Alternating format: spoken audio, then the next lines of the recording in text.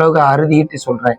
இப்ப இந்தியால இப்பதான் எங்களுடைய தாய்மடமாம் தருமபுரி ஆதீனத்தில் நிறைய யாழ்ப்பாணத்தில் போல அறநெறி பாடசாலைகளை உருவாக்கி எங்களது குருமகா சன்னிதானம் 27வது நட்சத்திர குறிமணிகள் இங்கே இப்பொழுதுதான் இந்த விஷயங்களை நிறைய தெளித்து கொண்டு வருகிறார்கள். அதாவது இப்போ உங்களுக்கு தெரியும், நீங்க வந்தோன்னு கேட்டீங்க என்ன டக்குன்னு ஒரு ரெக்கார்டிங் ரூமா மாத்திட்டீங்க அப்படின்னு சொல்லிட்டு, எல்லாமே ஓரளவு இன்றைய காலகட்டத்துல தொழில்நுட்பங்கள் எதையுமே செய்யக்கூடிய அளவுக்கு வளர்ந்திருக்கிற காலத்துல இந்த சன்னிதானங்கள், இவர்கள் மட ஆலயங்கள் அல்லது தமிழ் ஆர்வலர்கள், இலக்கிய ஆர்வலர்கள், சைவ சமய அல்லது சமய ஆர்வலர்கள் எவ்வளவு தூரத்துக்கு இந்த மக்களிடம், இன்றைய இளைஞர்கள் பார்த்தீங்கன்னா இந்த டிஜிட்டலோட தான் இருக்கிறாங்க, எல்லாம் சோசியல் மீடியா. ஸோ அதை எவ்வளவு தூரத்தை எடுத்துக்கொள்கின்ற பணிகளில் ஏதாவது ஈடுபட்டிருக்கின்றார்களா? அதை பற்றி உங்களுக்கு ஏதாவது தெரியுமா? அதாவது இந்த சோசியல் மீடியாவுக்களால இந்த திருப்பதிகங்கள், நீங்க பாடக்கூடிய அந்த பன்னிசை, இதுகளை இளைஞர்களிடமும் இன்றைய எதிர்கால சந்ததியிட்ட கொண்டு போயிட்டு சேர்க்கறதுக்கான வழிவகைகள் இலகுவா அவர்கள் விளங்கி புரிஞ்சு கொள்ற மாதிரி, அது மாதிரியான நடைமுறைகள் ஏதாவது இருக்குதா? அந்த போல இப்ப நாங்க ஓதுவாமூர்த்தியின் நலச்சங்கம் இந்த கொரோனா காலங்களில் முகநூலில் அதிகமா பாடி வெளியிட்டோம். ஒரு ஓதுவாமூர்த்திகளுக்கும் ஒரு தலப்பாடல் கொடுக்கப்பட்டது. அது எல்லா நாட்டினரும் பார்த்து மிகவும் மகிழ்ச்சி அடைந்தார்கள். இன்னொரு விஷயம் என்னன்னா, இந்த விதைக்கிறது தான் ரொம்ப முக்கியம். அது எங்க விதைக்க முடியும்? பள்ளிக்கூடத்துலதான் விதைக்க முடியும். உணவோட சேர்த்து எப்படி நம்ம மருந்தா கொடுப்பாங்க, உணவே மருந்துன்னு இருக்குல்ல, அது உடல்ல போய் சாரு தானே. அந்த மாதிரி பள்ளிக்கூட படிப்போட சேர்த்து ஊட்டும் போதுதான் அந்த குழந்தைகளுக்கு போய் முழுமையாக சேரும்.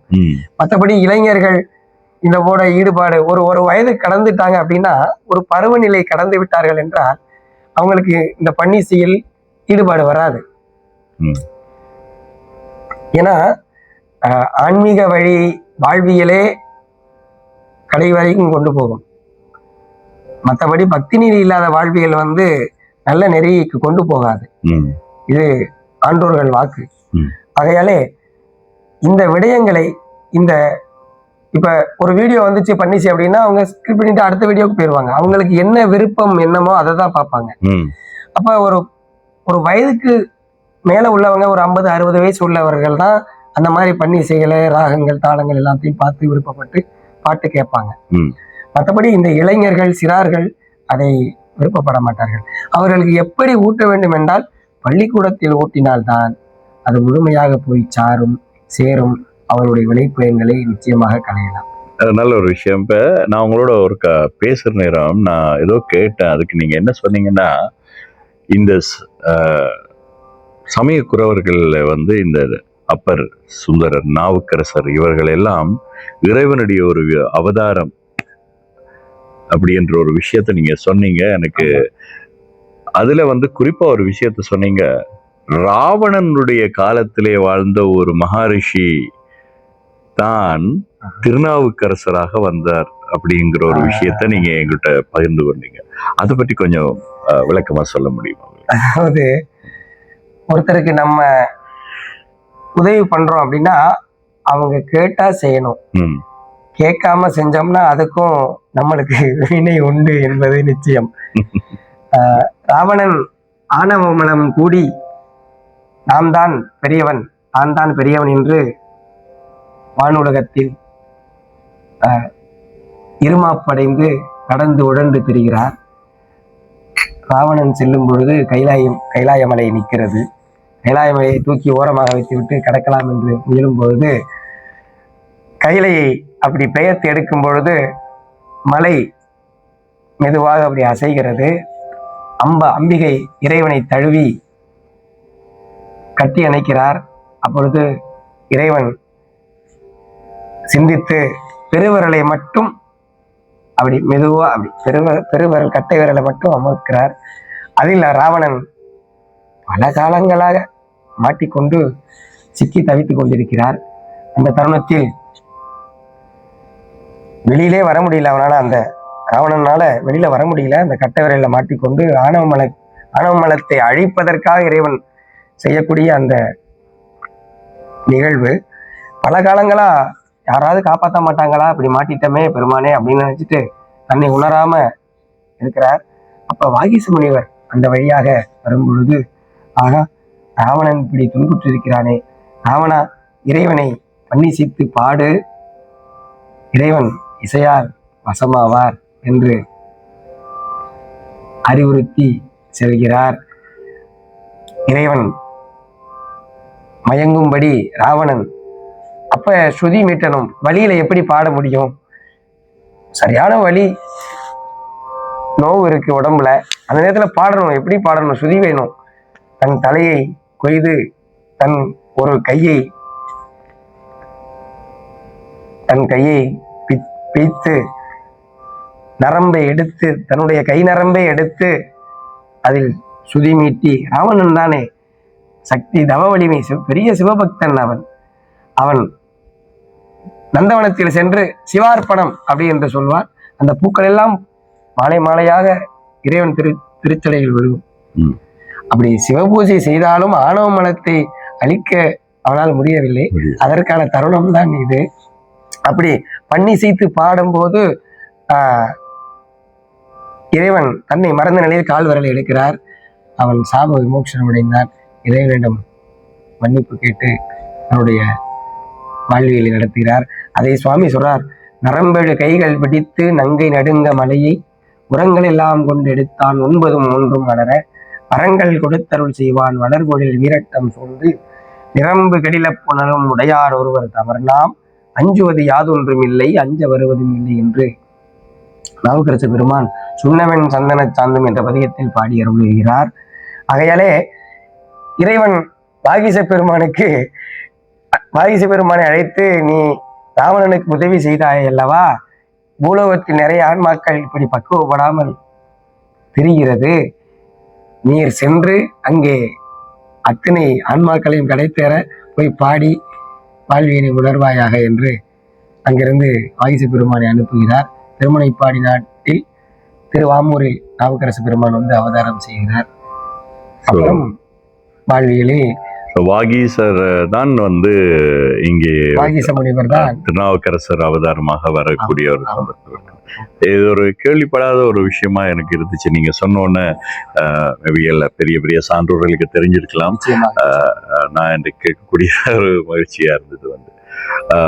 இந்த பண் இசையை கற்பதில் அல்லது கற்பித்தலில் இன்றைக்கு இருக்கக்கூடிய சேலஞ்சஸ் என்ன சவால்களை எதிர்நோக்குகிறார்கள்?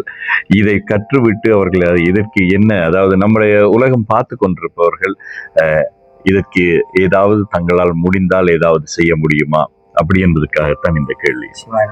சரியான கேள்வி.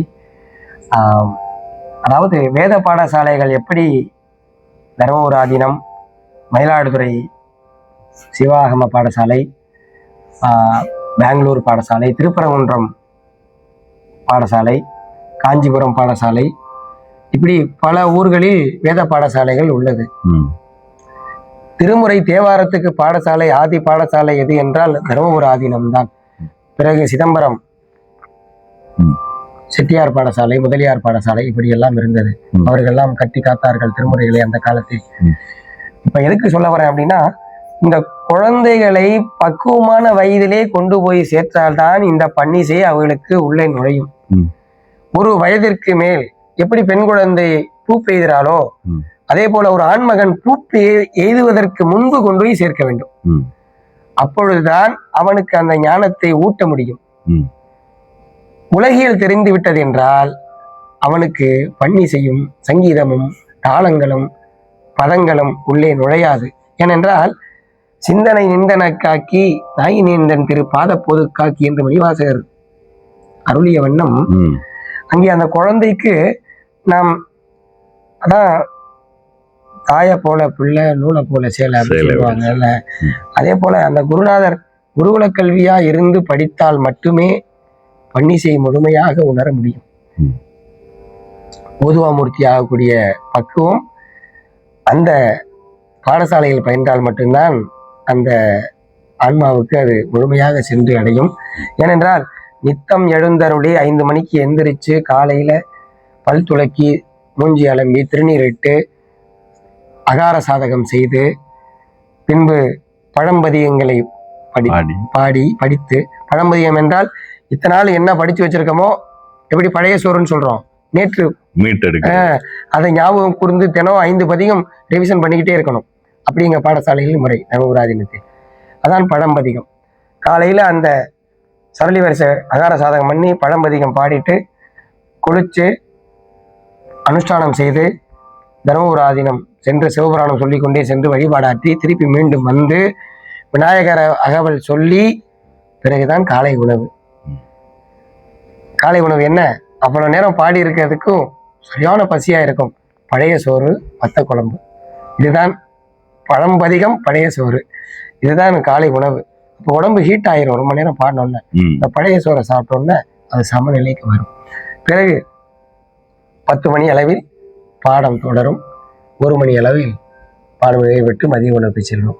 எதுக்காக இந்த வாழ்வியல் டிசிப்ளினை சொல்றேன் அப்படின்னா, இப்படி படிச்சாதான் முழுமையான ஓதுவாமூர்த்தியாக நாம் வெளி வரலாம். மற்றபடி அறநெறி பாடசாலைகளிலும் பள்ளிக்கூடங்களையும் கற்றுக்கொள்கிற பாடல்களோ பதியங்களோ நாம் ஒரு பூசையில பாடுறது, விழாக்கள்ல பாடுறது அப்படி மட்டும்தான் அதை செய்து கொள்ளலாமே தவிர, முழுமையாக உலகெல்லாம் உணர்ந்து ஓதற்கு அறியவன் என்று ஓத வேண்டும் என்றால் இப்படி பாடசாலைகளில் இருந்து கற்று தேர்ந்தா மட்டும்தான் நாம் தேர்வாக முடியும் என்பது அடியனுடைய. இப்போ நான் அது ஒரு விஷயம், நீங்க அனுபவிச்ச ஒரு விஷயத்த சொல்றீங்க. நான் என்ன கேட்கிறேன்னு சொன்னா, பொருளாதார ரீதியா இப்போ தமிழ் என்பதுக்கு தாய் நிலம் அப்படின்னு சொன்னா தமிழ்நாடு தான். அதனாலதான் தமிழ்நாடு அப்படின்னு சொல்றோம். இன்று உலகளாவிய ரீதியில தமிழர்கள் இருப்பதற்கு ஒரு காரணம் அல்லது தமிழ்நாட்டோடு தொடர்பு வருவதற்கான ஒரு மிகப்பெரிய காரணம் மொழி, மற்றது நம்மளுடைய ஆலயங்கள். இது மிகப்பெரிய ஒரு உறவாக அங்கேயும் இங்கேயும் இருந்துட்டு இருக்கு. எனவே நான் என்ன கேட்கிறேன்னு சொன்னா, ஏன் தமிழ் திருப்பதிகங்களை பாடுவதற்கான பாடசாலைகளோ அல்லது ஆகம இந்த உங்களுடைய சன்னிதானங்கள் போன்றவர்களுக்கு அங்கு இருக்கக்கூடிய அரசு ஏதாவது ஒரு திட்டங்களை அவர்கள் வைத்திருக்கிறார்களா?